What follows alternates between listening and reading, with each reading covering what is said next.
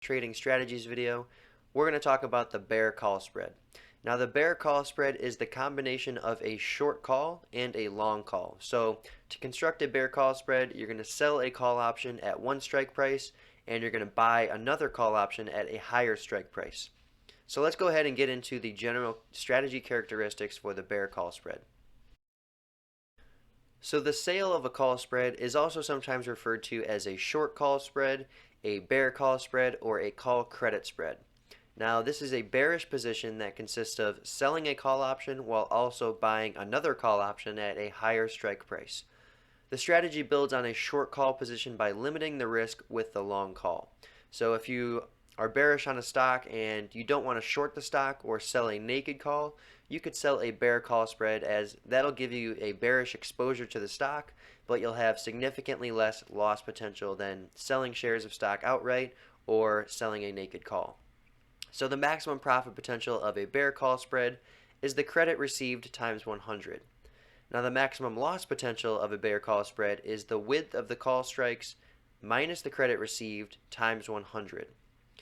Now the expiration break-even price of a bear call spread is the short call's strike price plus the credit received, so that credit helps you out. Now the estimated probability of profit for a bear call spread is greater than 50% for out-of-the-money spreads, approximately 50% for at-the-money spreads, and less than 50% for in-the-money spreads. Now we'll go over some examples to show you what that really means. Now, after expiration, if both options are in the money, then no stock position is taken because the assignment of the short call and the exercise of the long call both offset, and essentially what happens is that the short call spread just expires to its intrinsic value and no stock position is taken. However, if only the short call is in the money at expiration, the position will expire to negative 100 shares of stock per short call contract. So essentially you'll have a short stock position of 100 shares with your sale price being the short call's strike price. Now in regards to assignment risk, if the short call is in the money before expiration, there's potential for early assignment of negative 100 shares of stock per short call contract. So now that you know the general strategy characteristics, let's go ahead and look at a hypothetical bear call spread example and look at the expiration risk profile graph. So here we have some various strike prices and corresponding call option prices based on those strikes. So at the time of these option prices, let's say the stock price is at $300 and we want to take a bearish stance on the stock and sell a bear call spread. So to do this, we're going to sell the 310 call for $8 and we're going to buy the 320 call for $5. So our net credit in this example is going to be $3 since we're receiving $8 for the short 310 call and we're paying $5 for the long 320 call. So let's go ahead and take a look at the expiration risk profile graph for this position. So as we can see here, our short call strike price is 310, our long call strike price is 320, and our break-even price is 313. Now that's because we sold the 310, 320 call spread for a net credit of $3, and our break-even price is going to be the short call strike price plus the $3 credit, which comes out to $313.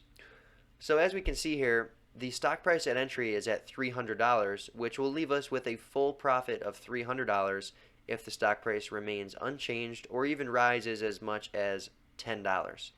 Now that's because at any price below 310, the 310 and 320 call will both expire worthless, and since we collected a net $3 credit for that spread, we'll keep the $300 of premium. So if the stock price is 313 at expiration, that short 310 call is going to be worth $3 at expiration, and the long call is going to expire worthless. So the net value of the spread at expiration, if the stock price is at 313, is $3. Now since we sold the spread for a $3 credit, that leaves us with no profits or losses, not including commissions. Now if the stock price rises to 320, the spread will be worth $10 at expiration. Now that will happen if the stock price is at or above 320. So as we can see here, we have a capped loss potential of $700, and that's because if the spread is worth $10 at expiration, we're going to have a loss of $7 per spread because we sold the spread for $3. And that comes out to a maximum loss per spread of $700. So unlike a short call position where the losses keep getting larger and larger as the stock price increases, a short call spread has a defined loss potential. Now, in regards to the probability of profit, this spread has a greater than 50% probability of profit, and that's because this is an out-of-the-money call spread. Now, it's out of the money because the short call and long call are both above the stock price. So since the stock price is at 300 and we sold the 310, 320 call spread, the probability of profit is greater than 50% because the stock price can rise as much as $13 and we won't lose money on this trade. So as long as the stock price stays the same, decreases, or even increases slightly, we can still make money on this position. Now, another confirmation of the spread's higher probability of profit is the fact that we can only make $300 on the trade, but we can lose as much as $700. So since our loss potential is more than twice our profit potential, this spread has a higher probability of profit. So now that you've seen the expiration risk profile graph, let's go ahead and take a look at some real bear call spread examples to show you how the position performs as the stock price changes through time. Alright, so example number 1 is a bear call spread versus a falling stock price. So here's the setup.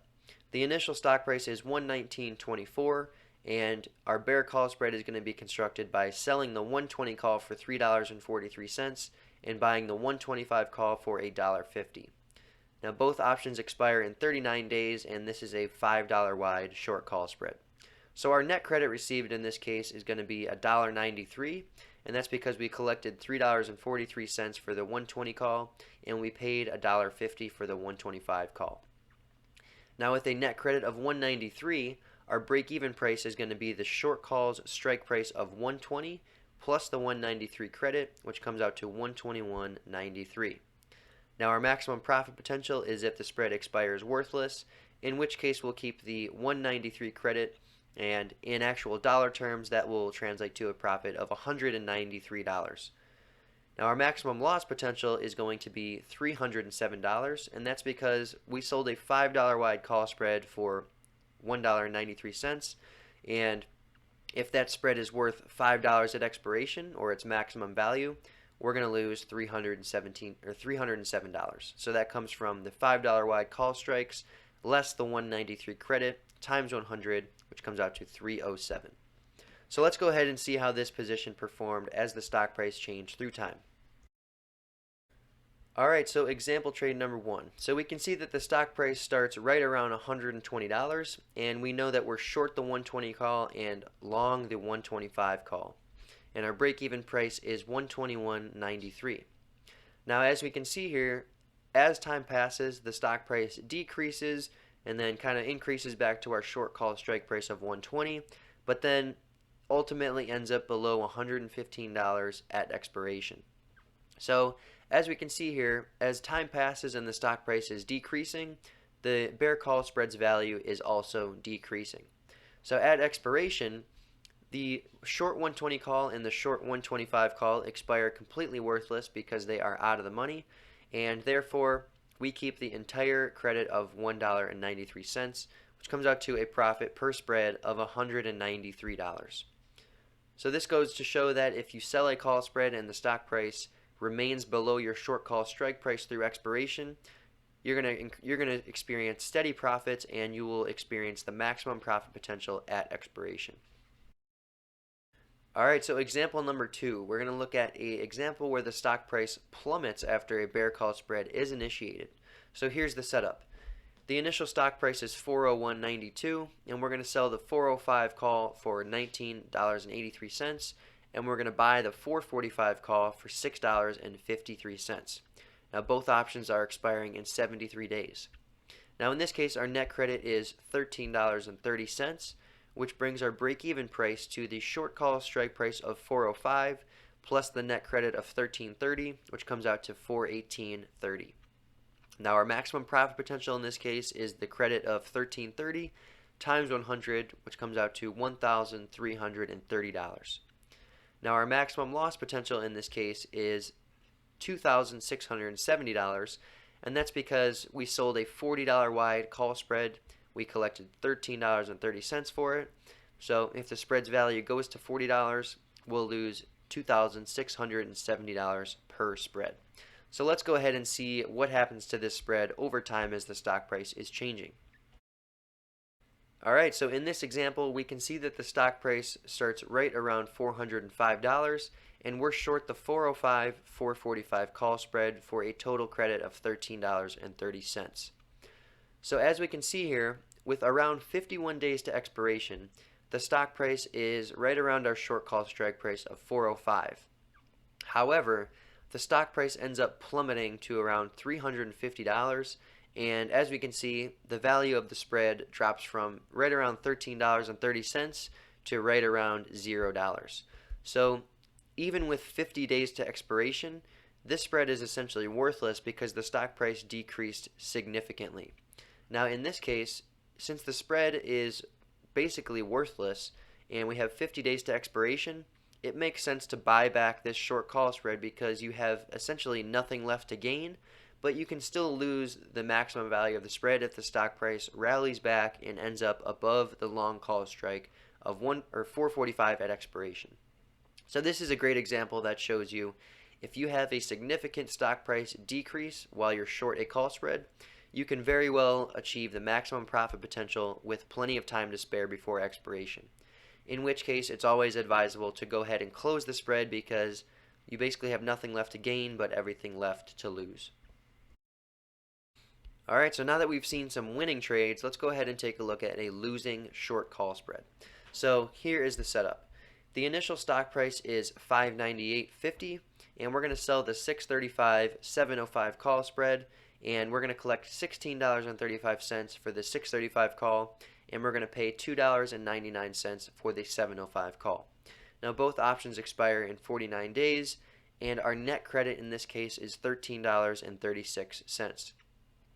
So our break-even price is going to be the short call strike price of $635 plus the $13.36 credit, which comes out to $648.36. Now our maximum profit potential in this case is the net credit of $13.36 times 100, which comes out to $1,336. So since we have a $70 wide short call spread in this case, our maximum loss potential is going to be $70 minus the credit of $13.36 times 100, which comes out to $5,664. So as we can see here, our loss potential is significantly more than our profit potential, which means this spread has a higher than 50% probability of making money. So let's go ahead and see what happens as the stock price is changing through time. So as we can see here, the stock price started right around $600, and we were short the $635.705 call spread. So unfortunately, in this case, the stock price was increasing steadily over time, and as we can see, the price of the $635.705 call spread was increasing as well. Now, when you sell a spread, you want its price to decrease, so naturally, when the spread's price was increasing, we have losses. So at expiration, the stock price was right around $705, and this spread was almost entirely in the money. Now that means the spread's value is right around $70 because since the spread's strike width is $70, the most it can be worth is $70. So since we sold the spread for $13.36, if the spread's value is worth $70 at expiration, we would lose the maximum loss potential of $5,664. So this is just an example that shows if you sell a call spread and the stock price increases significantly and your short call spread is entirely in the money at expiration, you're going to lose the maximum loss potential because that spread's price is going to increase towards its strike width. Now in this particular example, the short call is in the money at expiration and the long 705 call is actually just barely out of the money. So that means the long call would expire worthless, but if you held the short call through expiration, you would be assigned 100 shares of short stock at $635 per share. So just keep in mind that if you have a short call spread where only the short call is in the money at expiration, you're going to take on a short call position if you don't close that spread. So let's go ahead and recap the summary of main concepts from this video. So first and foremost, selling call spreads is a strategy used by traders with a bearish outlook on a stock, but don't want all the risk of shorting shares or selling a naked call. So a short call spread is a more conservative strategy compared to shorting shares of stock or selling a short or naked call. So selling a call spread has limited profit and loss potential, making it a much more conservative strategy than shorting shares or selling naked calls. And a trader who sells a call spread benefits from decreases in the stock price or implied volatility and the decay of the spread's extrinsic value as time passes, when it's out of the money. So if you sell an out of the money call spread, you really have more than one way to make money, and therefore the probability of profit on that trade is generally greater than 50%. Now, to close a short call spread before expiration, simply buy back the short call and sell the long call at their current prices to lock in profits or losses. Now, this can be done in one transaction. Now, if a trader holds a short in the money call spread through expiration, the trader will not end up with stock since the short call assignment and the long call exercise completely offset. However, if only the short call expires in the money, the resulting position will be negative 100 shares of stock per short call contract. So keep an eye on that short call spread into expiration, because if only the short call is in the money, you'll end up with a short stock position.